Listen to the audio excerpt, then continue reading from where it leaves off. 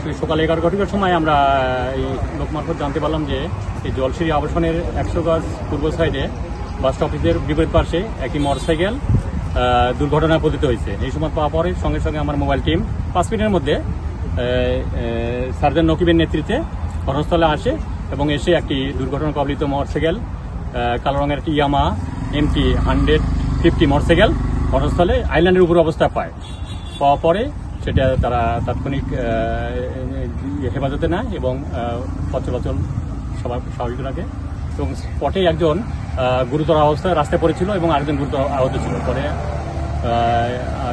Surgeon Nakib সাহেব এটা fire সার্ভিসের মাধ্যমে এই দুজনকে দ্রুত পূর্বটলা মেডিকেল হাসপাতালে করেছে।